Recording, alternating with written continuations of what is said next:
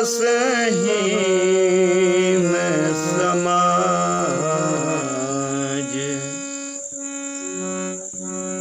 के देखी दशा, रसहीन समाज के देखी दशा, करुणा करके प्रगटे तुलसी, करुणा करके प्रगटे तुलसी,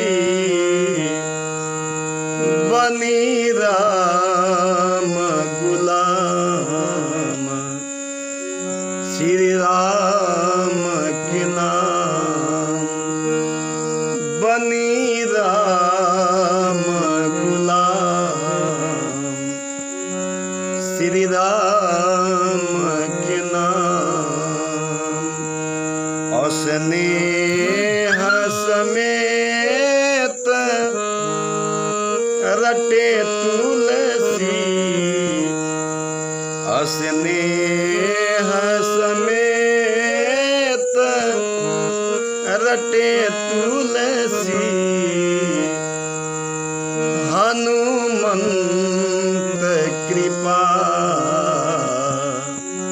विकास श्री, हनुमंत कृपा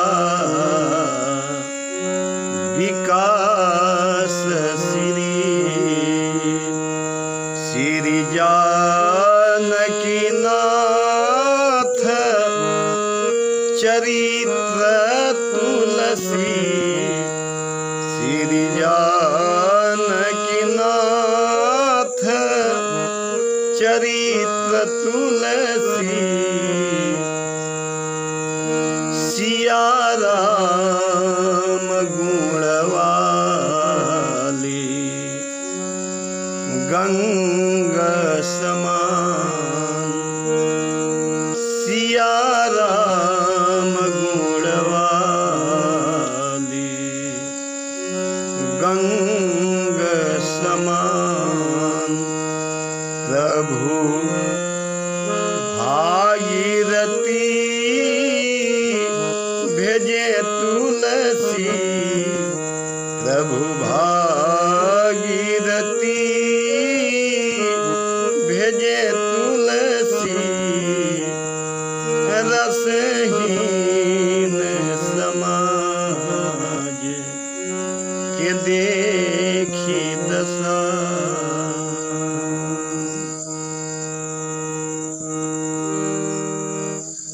कहु कमन विधि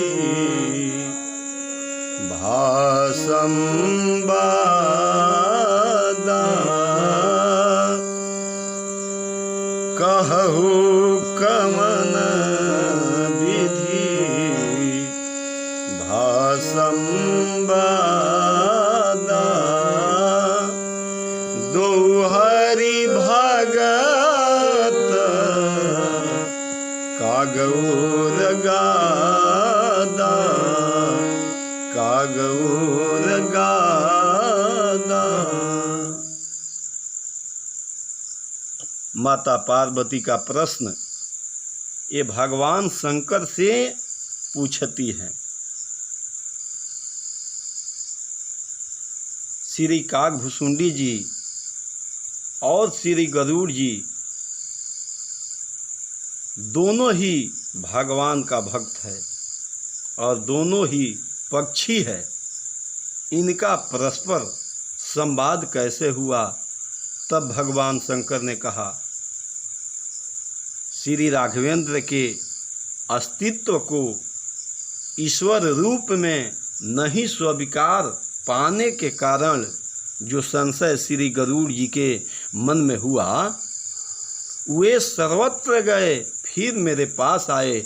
मैंने ही गरुड़ जी को श्री काकभुसुंडी जी के पास भेजा। श्री काकभुसुंडी के पास गरुड़ जी पहुँचे। श्री काकभुसुंडी जी ने अत्यंत कृपा पूर्वक उनका स्वागत किया और उनको धन्य माना। उसके बाद श्री काकभुसुंडी जी ने श्री गरुड़ जी को राम कथा सुनाया। पर श्री राम कथा सब हम लोग परिचित है, भगवान की कथा से हम लोग परिचित है। भगवान श्री राघवेंद्र को जन्म की कथा, विवाह की कथा,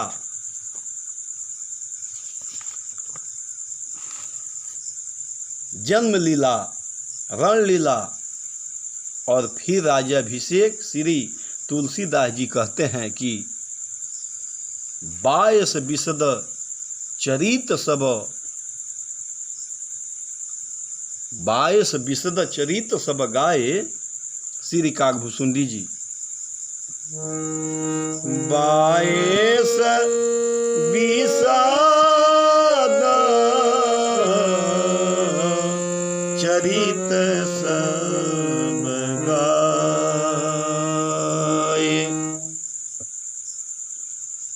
श्री काकभुसुंडी जी विस्तार से श्री राम कथा का वर्णन किया। गरुड़ जी अत्यंत आह्लादित हुए और उनको अपने मन में धन्यता का अनुभव होने लगा। आज मैंने भगवान की कथा सुनी, तब 22 तिलक मोरे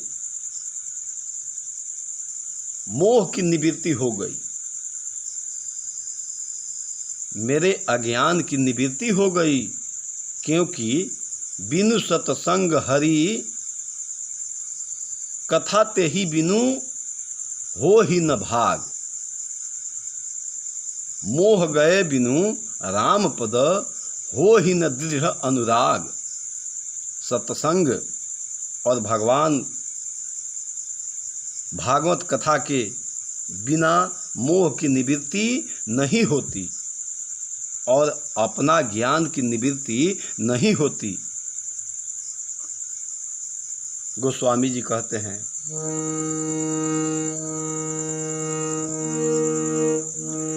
बिनु सत संग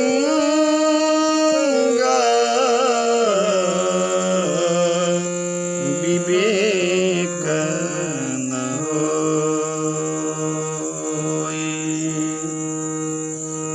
बिनु सत संग विवेक न होई। अच्छा, यहाँ विचार करना है कि सत्संग से ही विवेक हो जाता है, फिर भागवत कथा श्रवण क्यों किया जाए? इसका उत्तर यह है कि सत्संग से विवेक तो होता है, भगवान की कथा श्रवण करने से विवेक जीवन में उतरता है, क्योंकि भगवान की कथा जीवन को पाक्र बना देती है। ये कथा ही स्नेह समेता कहहि समुझहि सुनहि सचेता। होय ही रामचरण अनुरागी, कलिमल रहित सुमंगल भागी। भगवान का कथा जो सुनते हैं उनके हृदय में भगवान का चरण का प्रेम उत्पन्न हो जाता है, और भगवान का प्रेम जब उत्पन्न हो जाता है तो सत्संग के पूरा पता हो जाता है। सत्संग के द्वारा पाया हुआ ज्ञान था वह जीवन में सहज ही उतर जाता है। इसलिए सत्संग अवश्य करना, पर साथ ही भगवान की कथा सुने। बिनु सत्संग, बिनु सत्संग न हरि कथा तेहि, बिनु मोह न भाग। मोह गए बिनु राम पद, हो ही न दृढ़ अनुराग। तो श्री गरुड़ जी कहते हैं, आपके द्वारा भगवान की कथा सुनी, आपका सत्संग मुझे मिला, मेरे अज्ञान की निवृत्ति हो गई, मैं धन्य हो गया। लेकिन अब आपके समझ कुछ, आपके सामने कुछ मैं प्रश्न रख रहा हूँ, इन प्रश्नों का उत्तर मुझे मिले। श्री गरुड़ जी ने अनेक प्रश्न पूछे हैं, मुख्य रूप से 7 प्रश्न है जो, उसमें आज कुछ की चर्चा गरुड़ जी ने किया। पहला प्रश्न किया,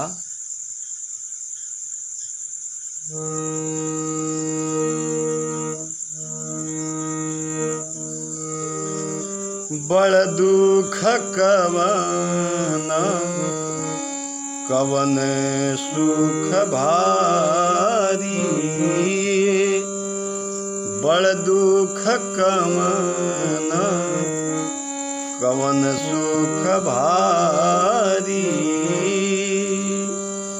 सो समक्ष ही कहु विचारी, कहूँ विचारी। हाथ जोड़ करके गरुड़ जी कागभूषुंडी जी से कह रहे हैं कि हे प्रभु, यह एक प्रश्न है कि सबसे बड़ा दुख क्या है और सबसे बड़ सुख क्या है। श्री गरुड़ जी ने कहा कि इस प्रश्न का उत्तर संक्षेप में दें, व्यास शैली में नहीं।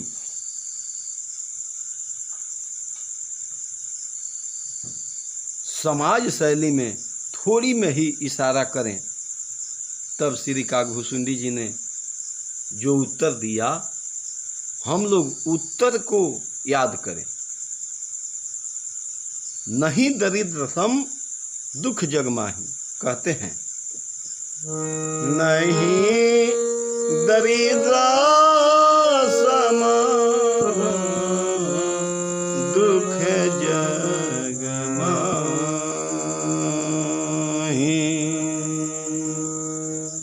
कहते हैं कि नहीं दरिद्र सम दुख जग माही। श्री कागभूषुंडी जी ने कहा कि श्री गरुड़ जी, आपने पूछा है तो हमारा उत्तर यह है कि दरिद्रता जैसा दुख इस संसार में, इस समाज में कुछ भी नहीं है। नहीं दरिद्र सम दुख जग माही। तो श्री गरुड़ जी सोचने लगे कि दरिद्रता का अर्थ तो गरीबी है। और कागभूषुंडी जी कह रहे हैं कि नहीं दरिद्र सम दुख जग माही। तो फिर यह अवश्य कहेंगे कि संपत्ति मिलन सम सुख कछु नहीं। जब ये कहे हैं कि दरिद्र सम नहीं दरिद्र सम दुख जग माही, तो संपत्ति मिलन सम सुख जग नाही जरूर कहेंगे, होना चाहिए। द्रव्य मिलन सम दुख कछु नाही। पर श्री कागभूषुंडी जी ने ऐसा नहीं कहा। श्री कागभूषुंडी जी क्या बोले? नहीं दरिद्र सम दुख जग माही, संत मिलन सम सुख कछु नाही। वे कहते हैं दरिद्रता जैसा दुख इस संसार में कुछ नहीं है, पर संत के मिलने जैसा इस संसार में सुख भी नहीं है। अब यह अद्भुत बात है। जब संत के मिलने से गरीबी दूर हो जाती है।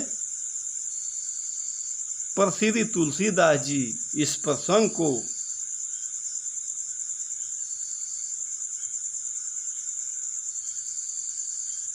यह संकेत करते हैं, देखो यह दरिद्रता तन की नहीं मन की दरिद्रता है। तन की आवश्यकता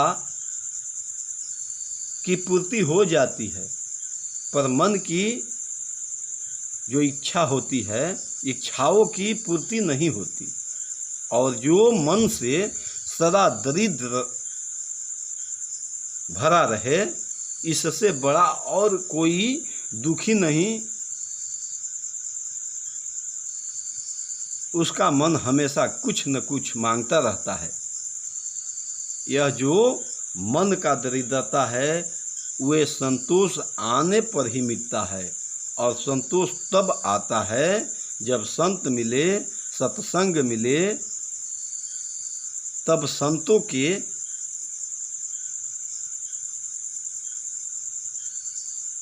सभा में। इसलिए ये दरिद्रता को कहा गया है। आगे संकेत है, मोह दरिद्र निकट नहीं आवा।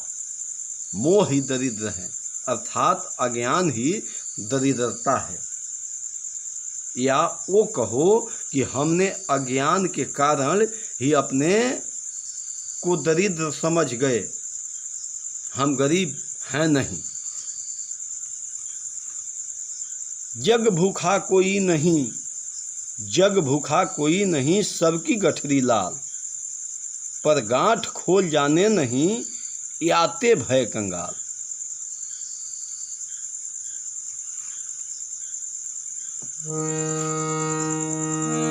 कहाँ तूने जीवन गंवाया है प्यारे, कहाँ तूने जीवन गंवाया है प्यारे। तेरे घट में सब कुछ समाया है प्यारे, तेरे घट में सब कुछ समाया है प्यारे। कहाँ तूने जीवन गंवाया है प्यारे, कहाँ तूने जीवन गंवाया है प्यारे। तेरे घर में ही सब कुछ है, अपने भीतर ही सब कुछ है। सच्चिदानंद भगवान की, सच्चिदानंद भगवान ही अपने भीतर हैं, फिर कमी किस बात की। लेकिन पता क्यों नहीं लग रहा है। एक व्यक्ति था, बहुत भिखारी था, जिंदगी भर भीख मांग रहा था, भीख मांगते मांगते ही मर गया। लोगों ने उनका अंतिम संस्कार किया। उसके बाद वो जहाँ बैठता था, जगह बहुत गंदी हो गई। उसके कपड़े आदि फेंक कर जला दिए गए। जगह की साफ करने की बात चल रही थी। भाई मन में तो कहा कि यहाँ की कुछ मिट्टी खोद कर फेंक दिया जाए, यह जगह साफ सुथरी हो जाए जहाँ वह भिखारी बैठता था। जब भूमि को खनन किया गया, मिट्टी खोदी गई तो नीचे धन ही धन भरा हुआ। उस बेचारे को पता नहीं था, वह जिंदगी भर भीख मांगता रहा। उस जगह बैठ कर के जहाँ हीरे की खान थी, जहाँ धन ही धन था, अगर उस बेचारे को पता लग गया होता तो भीख मांगता, उसका भीख मांगना मिट जाता। बस यही उदाहरण है। हम अपने को भिखारी इसलिए समझते हैं क्योंकि हमें हमारे भीतर का खजाना का पता नहीं है। और यह कोई संत जब जगा देता है। अरे जिसे तू खोज रहे हो, अरे दिल तू जिसे ढूंढ रहे हो। श्री बिंदु जी महाराज का यह पद है। जो सांवला को सदा ढूंढता है, उसे एक दिन सांवला ढूंढता है। जिसे ढूंढने का अमल पड़ चुका है, उस ढूंढने में मजा ढूंढता है। अरे दिल जिसे कुल जहाँ ढूंढता है, तुझ में तो उसको तू कहाँ ढूंढता है। बस इधर ध्यान चला जाए।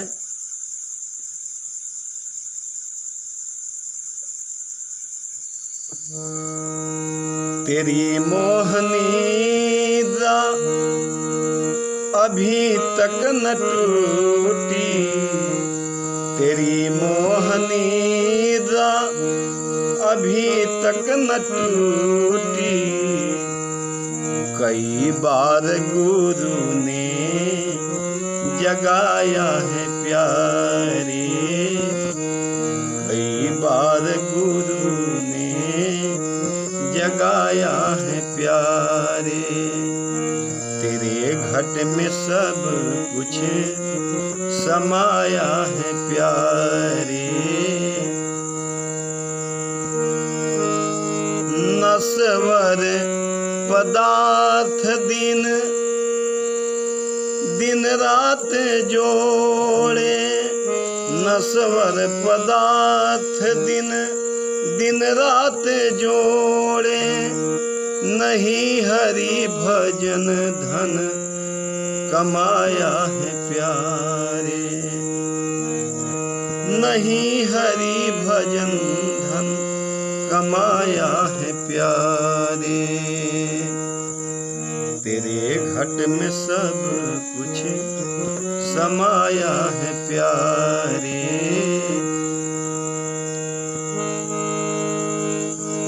रहा तू भिखारी होकर विकास जी, रहा तुम भिखारी होकर विकास जी, रहा तुम भिखारी होकर विकास जी। न खुद के खजाना को पाया है प्यारे, न खुद को खजाना को पाया है प्यारे। ये जीवन तो आनंद स्वरूप है, ईश्वर का अंश है। जीव अविनाशी, चेतन अमल सहज सुख राशि। ईश्वर अंश, जीव अविनाशी, चेतन अमल सहज सुख राशि। यह सुख स्वरूप है, लेकिन सुख के लिए भटकता फिरता है। जागे जागे क्यों अपने स्वरूप की पहचान नहीं है? क्यों नहीं है? अज्ञान के कारण ज्ञानी मोह है, अज्ञान के कारण ज्ञान ही मोह है, और यही गरीबी है। मोह दरिद्र निकट नहीं आवा, तो नहीं दरिद्र सम दुख जग माही। संत मिलन सम सुख कछु नाही। अज्ञान के समान और कोई दुख नहीं है। यह बार बार जन्म, बार बार मृत्यु, ये अज्ञान के कारण ही है। ये इससे बड़ा दुख और कुछ नहीं है। जन्म और मरण, जन्मत मरत दुसह दुख होई, और यह अज्ञान के कारण है। कागभूषुंडी जी कहते हैं, नहीं दरिद्र सम दुख जग माही, संत मिलन सम सुख कछु नाही। इसको दोनों पक्ष में ले, लौकिक दृष्टि से तो सचमुच गरीबी जैसा दुख कुछ नहीं है, पर केवल उसी गरीबी के लिए नहीं कह रहे हैं। श्री तुलसीदास जी मन की गरीबी के लिए कह रहे हैं, क्योंकि मन अगर एक बार अंतर्मुखी हो जाए तो बार बार बाहर की पदार्थों का मांग ही छूट जाएगा। एक उदाहरण देकर इस बात को पुष्ट कर रहा हूँ। एक ग्वालिन थी, उसका नाम था रामा। वह रामा देवी ग्वालिन नित्य दूध बेचने के लिए निकलती थी। एक अत्यंत गरीब बालक, अत्यंत उसका नाम था भक्ति की ग्वालिन को उस पर दया लगी।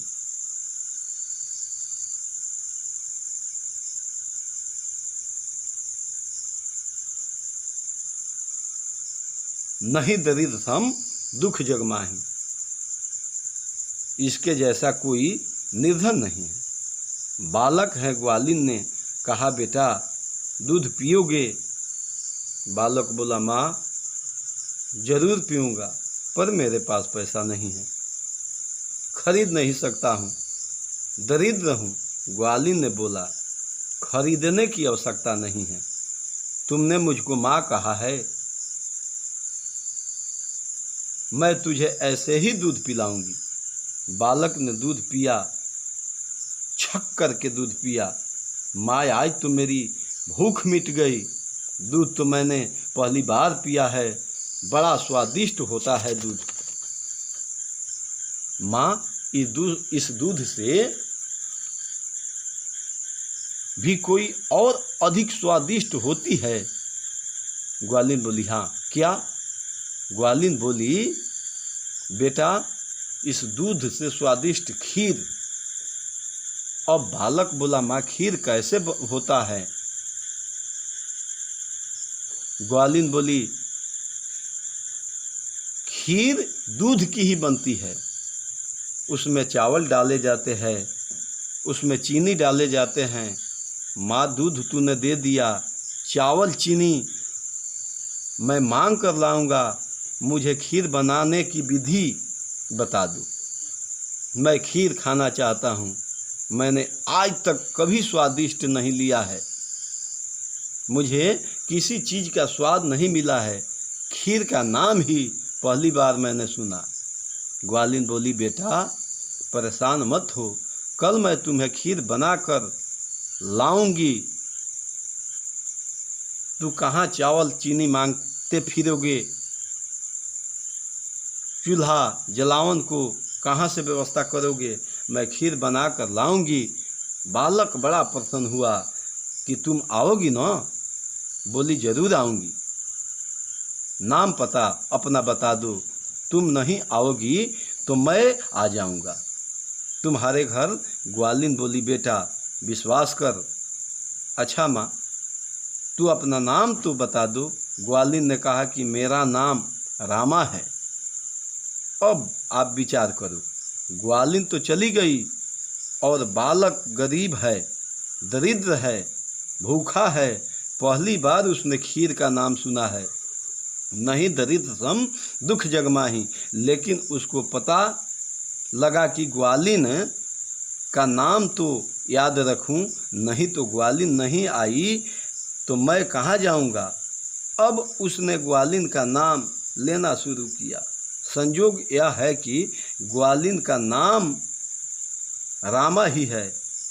वह धरती पर बैठ गया, आंख बंद कर ली, बड़ी एकाग्रता से ग्वालिन का ध्यान करते हुए बोलने लगा रामा रामा रामा रामा रामा रामा।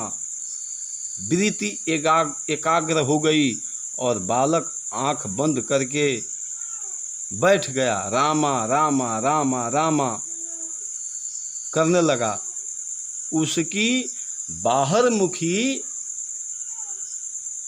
जो वृत्ति थी वो अंदर मुखी हो गई।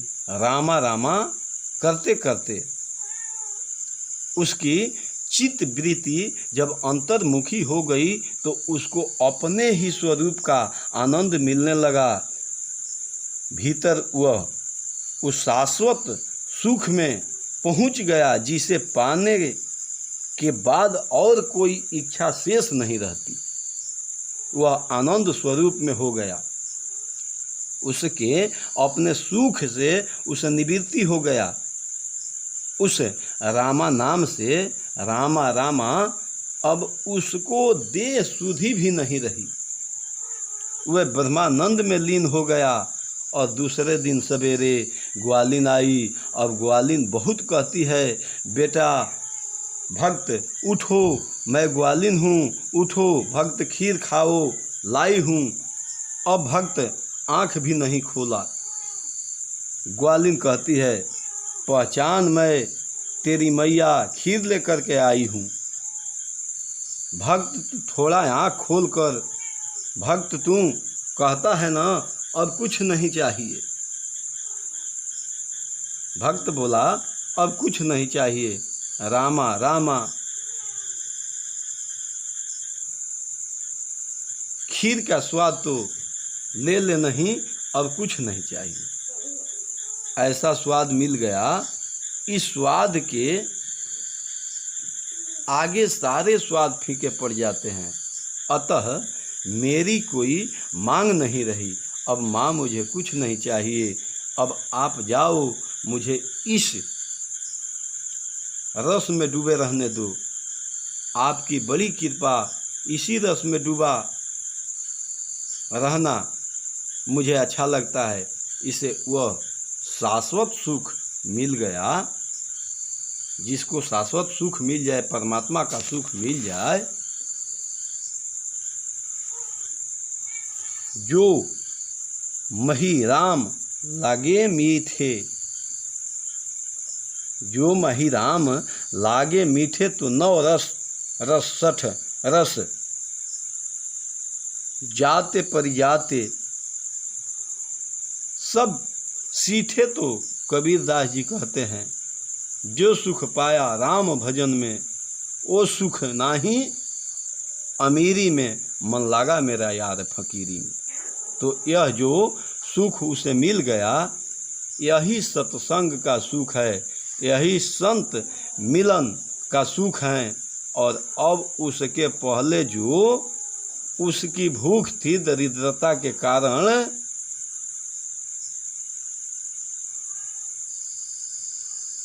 कैसी बाहरी चीज मिली, बाहरी नहीं, भीतर कहीं आनंद मिल गया। नहीं दरिद्र सम दुख जग माही, संत मिलन सम सुख कछु नाही। इसी तरह सत्संग के कारण वृत्ति अंतर्मुखी हो जाती है। आत्मा साक्षात्कार हो जाता है। भीतर ही शाश्वत सुख की अनुभूति हो जाए तो मन किसी तुच्छ सुख के लिए बाहर नहीं भटकेगा। नहीं दरिद्र सम दुख जग माही, संत मिलन सम सुख कछु नाही। इसलिए अज्ञान के कारण हम अपने को दुखी मानकर सुख के लिए भाग दौड़ करते हैं। और संत मिल जाए तो बता देता है कि सुख तो तुम्हारे ही भीतर है, जिसे पाने की चेष्टा कर रहे हो वह तुम्हारे भीतर ही है। अच्छा, भीतर है तो बाहर पाने की चेष्टा क्यों? जैसे कोई दर्पण में अपना चेहरा देखता है और दर्पण में ही उसकी अपनी नाक दिखाई देती है। अब वह उस नाक को पकड़ना चाहे तो कभी पकड़ में नहीं आएगी। चाहे वो दिन, 2 दिन, 10 दिन, बरस भर, 2 बरस, जीवन भर पकड़े दर्पण में देखने वाली नाक के। लेकिन विडंबना इसलिए व्यक्ति परेशान है कि जहाँ नाक है वहाँ दिख नहीं रही, और जहाँ नहीं है वहाँ दिख रही है। जीवन कभी विचित्र गुण गरित है। सुख जहाँ दिखाई देता है वहाँ है नहीं, और जहाँ है वहाँ दिखाई नहीं देता। अब मान लो नाक जिसकी पकड़ में नहीं आती, वो किसी संत के पास जाए कि महाराज ये दिख रही है पर पकड़ में नहीं आती है। तब महात्मा हंसेंगे, अरे बावले, ये नाक जो तुझे दिख रही है वो वहाँ नहीं है, यही है। यही हैं, हाँ, और तुमसे भिन्न हैं। अच्छा, नासिका तो ऐसा अंग है जो आपसे अलग नहीं है, बस इसी तरह दिखता है दर्पण में, इसी तरह दिखता है विशेष विषयों में सुख दिखता है जगत में, लेकिन यह सुख यहाँ है और वहाँ दिखता है। तो जब संत कहते हैं देखो दिखेगा तो नहीं, मेरे वचन पर विश्वास करके अगर तुम हाथ दर्पण की ओर बढ़ाकर अपनी ओर लौटाओगे तो यह दिखने वाला सुख तुम्हारे हाथ में आ जाएगा, यह नासिका तुम्हारे हाथ में आ जाएगी। बस यही है, नहीं दरिद्र सम दुख जगमाही, संत मिलन सम सुख कछु नाही।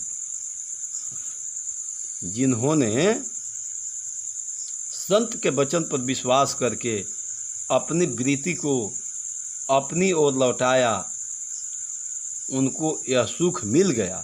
इसलिए एक संत ने कहा, निजानंद मस्ती में, निजानंद मस्ती में मैं झूमता हूँ, कहाँ कौन है मैं नहीं पूछता हूँ, लेकिन जिसके कृपा से यह सुख मिलता वे संत हैं, उनको प्रणाम है, क्योंकि मिली है जिन्हें ये बेहद निगाहें, मिली है जिन्हें ये बेहद निगाहें, पकड़ उनके कदमों को मैं चूमता हूँ।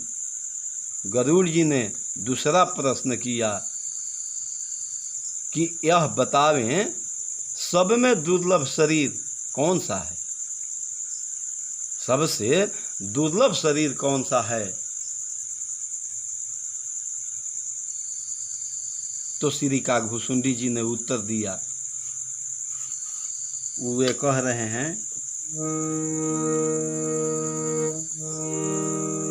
नरतन सम नहीं कवनेहु देहि, नरतन सम नहीं कवनेहु देहि, जीव चराचर जाचक जेहि, जीव चराचर जाचक जेहि। काकभूषुंडी जी कहते हैं, हे गरुड़ जी, मनुष्य शरीर के जैसा कोई शरीर नहीं है, कोई शरीर नहीं है। और बिल्कुल सही बात है, हम लोग जिस शरीर में हैं उस जैसा कोई शरीर है ही नहीं। हमें कितना प्रसन्न होना चाहिए, जिस शरीर के समान कोई अत्यंत शरीर नहीं है, वह मनुष्य शरीर हमें मिला है। कई विशेषताएं हैं इस शरीर में, अगर विचार करके देखा जाए तो पशु पक्षियों के प्रसन्न होने का मौका तो भगवान ने सबको दिया है।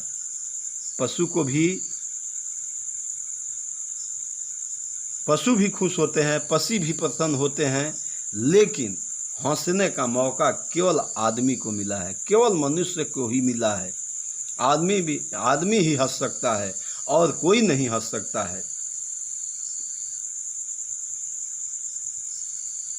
आज तक, अभी तक किसी ने नहीं कहा हमारी बकरी रात भर हंसती रही, कभी नहीं कहा किसी ने कि आज हमारा कुत्ता सवेरे से हंस रहा है।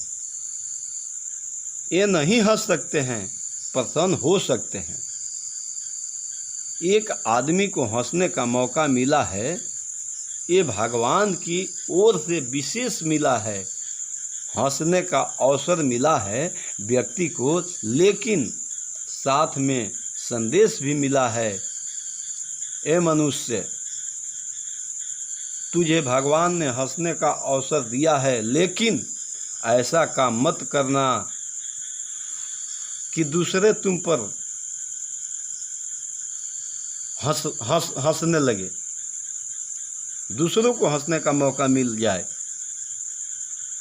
तभी तो कबीर दास जी ने कहते हैं,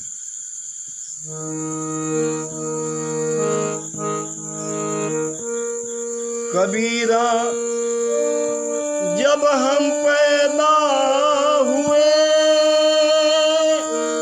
जगी हंसे हम रोए,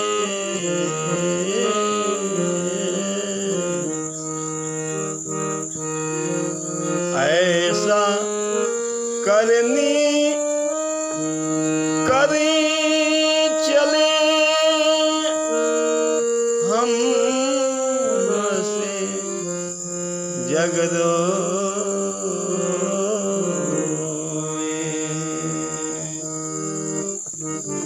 कबीर साहब जी कहते हैं,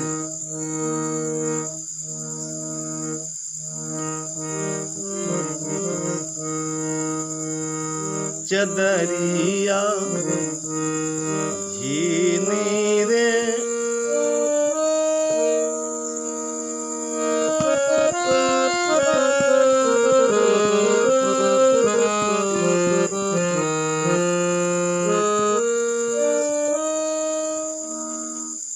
हंसते हुए जाए, हंसते हुए रहे, पर ऐसा काम न करें कि दूसरा उपहास का पात्र बना ले हमें। और एक बात आपको बताऊं, मनुष्य शरीर केवल पशु पक्षियों से उतने उत्तम हैं ऐसी बात नहीं है, देवताओं से भी उत्तम है। केवल पशु पंछी से भी उत्तम मनुष्य शरीर नहीं है, देवताओं से भी उत्तम शरीर है। क्योंकि सुर दुर्लभ सदग्रंथ न गावा, सुर दुर्लभ सब ग्रंथ न गावा। देवताओं को भी यह मौका नहीं मिलता। अच्छा, क्यों नहीं मिलता, इस पर हम लोग विचार करें। आप कहेंगे कि देवता तो हमसे ज़्यादा मज़े में है, ज़्यादा आराम में है। देवता वहाँ बुढ़ापा ही नहीं है, यहाँ आदमी बुढ़ापे से परेशान है, और देवताओं को बुढ़ापा आती ही नहीं। एक तो वो अजर है, दूसरे तो अमर हैं, वहाँ मृत्यु नहीं है, वहाँ बुढ़ापा नहीं है, वहाँ स्वर्ग के सारे सुख हैं। और स्वर्ग का वर्णन आप पढ़ो तो ऐसे ऐसे सुख हैं कि व्यक्ति के मन में लालसा हो जाती है कि स्वर्ग तो हमें भी मिले, लेकिन उस स्वर्ग में आदमी जाने की चेष्टा नहीं करता। यह चाहता है कि हम जहाँ हैं वहीं स्वर्ग हो जाए, इसलिए जहाँ पहुँच जाता है, जहाँ रहता है, कहता है स्वर्ग जैसा सुख है। किसी से पूछा जाता है, कैसे हो भाई? अरे भाई मैं क्या कहूँ, स्वर्ग जैसा सुख में हूँ। इतना सुख है, लेकिन उस स्वर्ग का सुख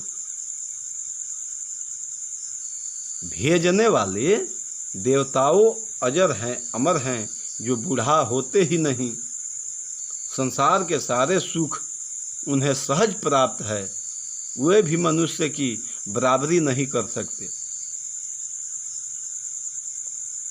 ठाट बाट भले आदमी से ज़्यादा है उनका, क्योंकि नहीं कर सकते बराबरी। इसको एक उदाहरण से समझा जा सकता है कि जैसे एक आदमी अपने घर में रहता है और दूसरा आदमी किसी अपराध में पकड़ा गया, सज़ा मिली, वह जेल में है। और एक आदमी आलीशान होटल में ठहरा हुआ है। अब 3 तरह की लोग हो गए। एक तो वह जो होटल में ठहरा, पूरी सुख सुविधा उसे है, और एक आदमी जेल में है, और एक आदमी घर में रहता है। आप विचार करो महत्वपूर्ण कौन है? ना तो जेल में रहने वाला, नहीं तो होटल में रहने वाला। महत्वपूर्ण है जो घर में रहता है, वह महत्वपूर्ण है। इसलिए जेल में रहने वाला अपने पाप का फल भोग रहा है, पर जेल में रहने वाला आदमी अपने मन से कुछ नहीं कर सकता, और होटल में रहने वाला अपने पुण्य का फल भोग रहा है सुख के रूप में। पर होटल में रहने वाला अपने मन से कुछ कर नहीं सकता कि वे केवाड़ इधर तोड़ें, इधर दीवार लगावें, ऐसा करें। अगर करने लगा तो होटल वाले नहीं रहने देंगे। वहाँ तो यही है कि भोग सकते हो, सुख कर सकते हो, लेकिन कुछ कर नहीं सकते हो। और जेल में भोग सकते हो दुख, अपने मन से कुछ कर नहीं सकते हो। पर घर में रहने वाला आदमी वो ये सुविधा है कि तुम अपने मन से कर सकते हो, अपना कल्याण कर सकते हो, अपना भला कर सकते हो, मकान जैसा चाहो वैसा बना सकते हो। बस यही अंतर है कि पशु पक्षी जोनियों में रहने वाले जीव अपने मन से कुछ नहीं कर सकता है। ये तो पाप का फल है, ये पाप का फल भोगते हैं। और देवता स्वर्ग में रहकर पुण्य का फल भोग सकते हैं, पर वे अपने मन से कुछ नहीं कर सकते हैं। पर वे एक मनुष्य हैं जो मनुष्य शरीर पाकर भगवान का भजन करके अपना कल्याण कर सकता है। इसलिए नर्तन सम नहीं कौने हुदेहि, देवता भजन नहीं कर सकते, पशु पक्षी भी बेचारे भजन नहीं कर सकते। और यही कारण है कि कथा और सत्संग पशु पक्षियों के लिए नहीं है, मनुष्य के लिए है। इन्हें मौका मिलता है, इसलिए नर्तन सम नहीं कौन उदेहि एक महात्मा गा रहे थे। हरि भजले, हरि भजले, हरि भजले, भजने का अब मौका है। हरि भजले, हरि भजले, भजने का अब मौका है। वो एक ने पूछा कि कब भजें, तो महात्मा ने बोले अभी भजले, अभी भजले, अभी भजने का मौका है। महात्मा ने कहने लगे अब ना बनी तो फिर ना बनेगी, अब ना बनी तो फिर ना बनेगी, फिर ना बनेगी, फिर कब बनेगी, अब ना बनी तो फिर ना बनेगी, अब ना बनी तो फिर ना बनेगी। नर्तन बार बार नहीं मिलता, तेरी जननी न तुझको जनेगी, अब ना बनी तो फिर ना बनेगी। ये मनुष्य शरीर बार बार नहीं मिलता। आह, नर्तन सम नहीं कौन है उदेही। इतनी बढ़िया बात। अच्छा, एक बात और है, मनुष्य ज्ञान प्रधान प्राणी है, तो आप कहेंगे कि ज्ञान तो पशुओं को भी होता है। बिल्कुल होता है, पशुओं को ज्ञान है, पशुओं को ज्ञान है। पशु भी गांव में कहीं घूमने जाता है, लौट कर वह आ जाता है जहां उसका स्थान है। अच्छा, पशु पक्षी भी अपने मालिक को पहचान जाता है, उन्हें ज्ञान है। कुत्ता अपरिचित व्यक्ति को देखकर भौंकता है और अपने मालिक को और मालकिन को जानों से बढ़ कर के पहचानता है, मानता है। उन्हें ज्ञान है। ज्ञान तो पशु पक्षी को भी है, ज्ञान पक्षियों को भी है। लेकिन एक अंतर है। क्या? पशुओं को ज्ञान तो है, पशुओं को ज्ञान तो है, और उनके ज्ञान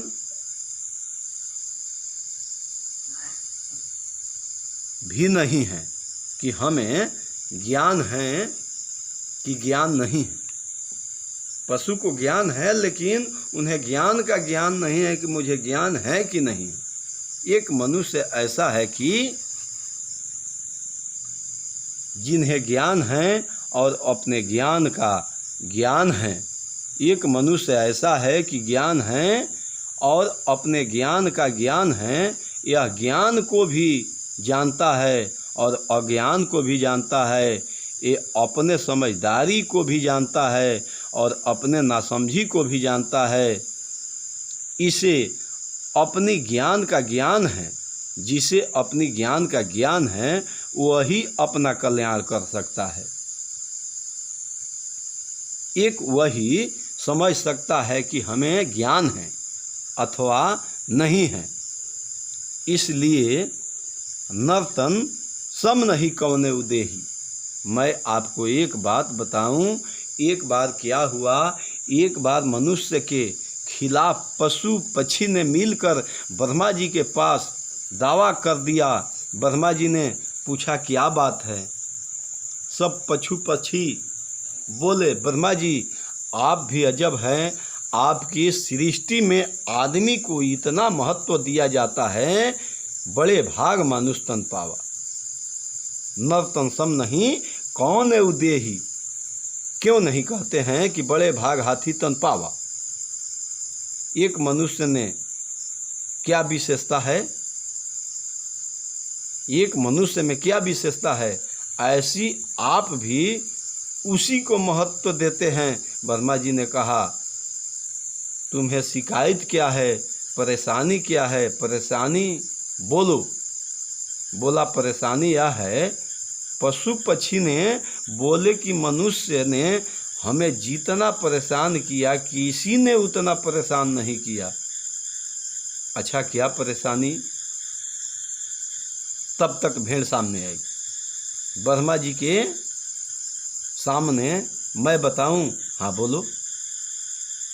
आपने जो ये सवाल हमारे सामने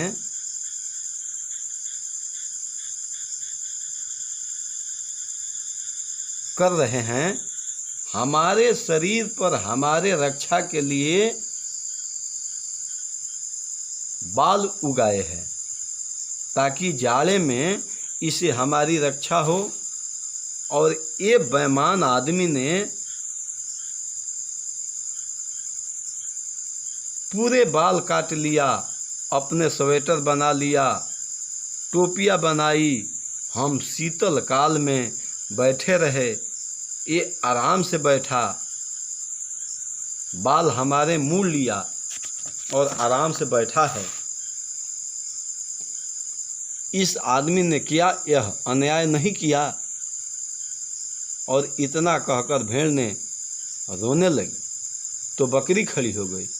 वह कहने लगी कि बहन मत रो, मेरे साथ और ज़्यादा अत्याचार होता रहता है। क्या?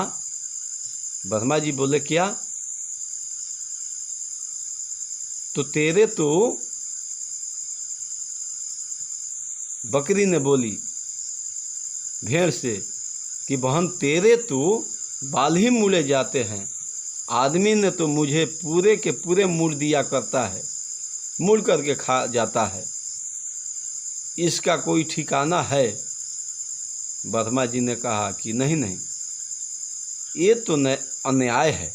तब तक घोड़े ने शिकायत की, ब्रह्मा जी आपने हमारी पीठ एक आदमी का सीट बनाई है, हमारे पीठ पर एक ही आदमी बैठ सकता है, और इस आदमी ने तागा बनवा दिया और एक घोड़े को जोड़ दिया और 12 बैठाए, और 12 से अधिक जो लोग बैठने के लिए आए तो बोला पुलिस चौकी से उधर चलो, इधर नहीं बैठाएंगे। अब बोलो इतना अत्याचार। ब्रह्मा जी ने बोला कि ऐसा बात है, एक दिन हम आदमी को प्रतिनिधि के रूप में बुलाते हैं और तुम आ जाओ। ठीक है, ब्रह्मा जी ने बुलाया आदमी को, पशु पक्षी सब इकट्ठे हुए। पशु पक्षी बोले ये आदमी आ गए, इनसे पूछो इनकी विशेषता है क्या? मनुष्य ने कहा कि हमारी सबसे बड़ी विशेषता है, यहाँ हम सबसे ज़्यादा बलवान हैं। तो सिंह सामने आ गया कि तुम हमसे ज़्यादा बलवान नहीं हैं, क्योंकि मनुष्य में कोई बलवान होता है तो उपाधि दी जाती है कि क्या शेर की तरह बलवान हो। अच्छा, आदमी वही बोलते हैं कि क्या शेर की तरह चला आ रहा है। भाई इनको किसी ने कहा क्यों नहीं कि आदमी की तरह चला आ रहा है। अच्छा, आप विचार करो, मनुष्य का जितनी विशेषता है सब उधार की। ब्रह्मा जी बोले यह बात नहीं बनी। तो आदमी बोला ये पशु पक्षी डेभे में करते हैं, पर हम बोलते हैं बहुत बढ़िया, हमारा कंठ बड़ा मधुर है। तो कोयल बोली इसमें हमारा नाम लिया जाता है क्या? कोयल की तरह कंठ है क्या? ब्रह्मा जी ने कहा यह भी उपाधि तुमने दूसरे से लिया है। अब तो मनुष्य परेशान हो गया, तो कहा कि हम कपड़े अच्छे पहनते हैं, हिरन के समान हम हैं। तब तक ले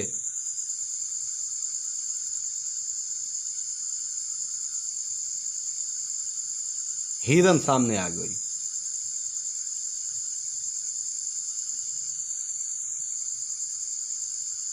हिरन सामने आकर के बोली कि नहीं नहीं, तुम्हारा रंग चढ़ता है और उतर जाता है, पर हमारा खाल देखो, जिस दिन से रंगी गई है उस दिन से ऐसी के तैसी ही चमक इसमें है, खाल के लिए जीवन भर परेशान रहते हो।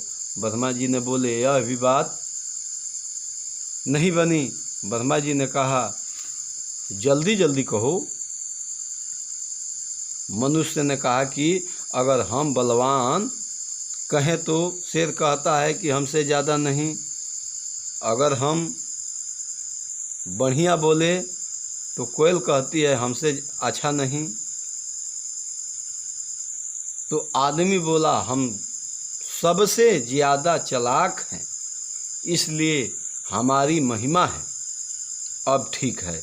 तो कौवा सामने आ गया कि हमसे ज़्यादा चालाक नहीं हो, क्योंकि जो मनुष्य में सबसे ज़्यादा चालाक होता है तो लोग कहते हैं आदमी नहीं कौवा है। अब आदमी ने कहा कि बड़ी मुसीबत है। वह जब सब तरह से हारने लगा तो खींच कर बोला चलो हम सबसे ज़्यादा मूर्ख है, इसलिए हमारी महिमा है। तब तक गधा सामने आ गया, बोला, यह उपाधि आप लोगों ने हमसे ही छीना है। जब कोई कहने लगता है कि तू बड़े मूर्ख हो, बड़े गधे हो, अब तो आदमी हैरान हो गया कि क्या करें। ब्रह्मा जी ने कहा, इन सब बातों में नहीं जीत सकते। कभी पशु पक्षी विशेष हैं, उनमें कई विशेषताएं हैं, मरने के बाद भी उनका चर्म काम आता है, पर मनुष्य तुम्हारी विशेषता केवल इसलिए है धर्म आस्था अधिक, धर्म के सम्मान के लिए। इस मनुष्य शरीर को पाकर धर्म का पालन, धर्म का क्या कहा, देह धरे कर फल यह अभाई, भजिए राम सब काम बिहाई। इस शरीर को पाकर भगवान का भजन करके अपना कल्याण किया जा सकता है, यही इस शरीर की विशेषता है। और अंत में इस प्रश्न के उत्तर में बाकी जितने शरीर है, चाहे देवता को मिला है, चाहे पशु पक्षी को मिला है, वो दीवार की तरह है, और मनुष्य शरीर द्वार की तरह है। साधन धाम मोक्ष कर द्वारा, पाए न के ही परलोक सवारा। इसलिए काकभूषुंडी जी कहते हैं, गरुड़ जी, इस मनुष्य के शरीर के समान कोई भी शरीर नहीं है, क्योंकि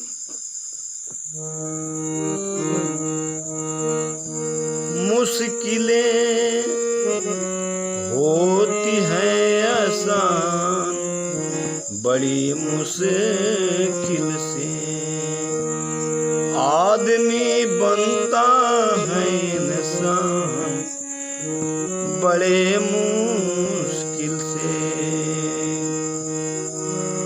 धर्म के राह पर चलना तो कोई खेल नहीं,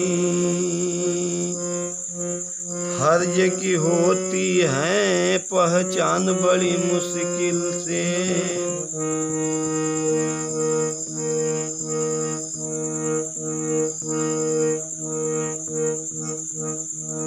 मैं की मस्ती भी बढ़ के है खुश की मस्ती पे, होश में आता है इंसान बड़ी मुश्किल से। ढूंढने वाले को मिल जाते हैं प्रभु, लेकिन आँख कर सकते पहचान बड़ी मुश्किल से। मुश्किलें होती हैं आसान बड़ी मुश्किल से, आदमी बनता है इंसान बड़ी मुश्किल से। धर्म के राह पर चलना तो कोई खेल नहीं, फर्ज की होती है पहचान बड़ी मुश्किल से।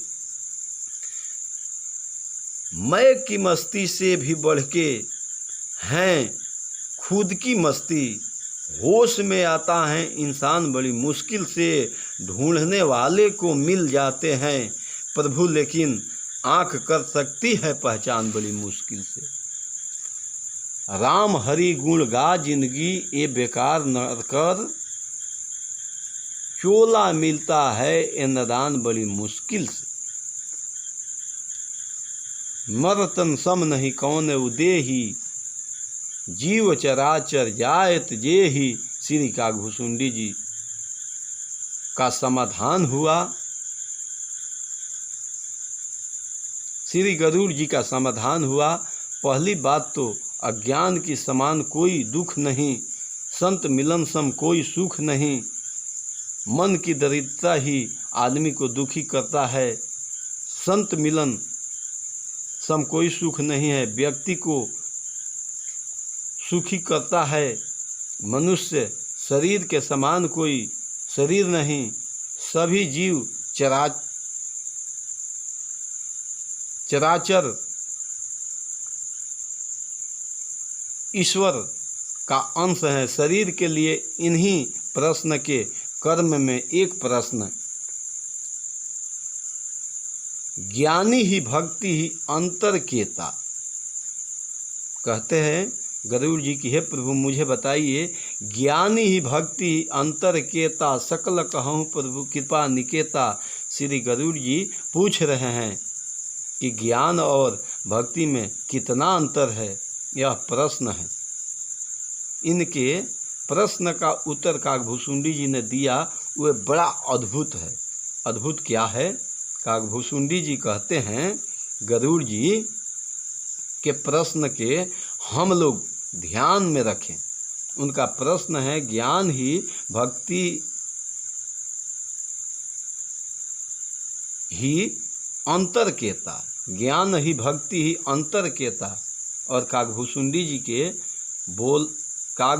जी बोलते हैं, भक्ति ही ज्ञान ही नहीं कछु भेदा, उभय हरहि भव संभव केता।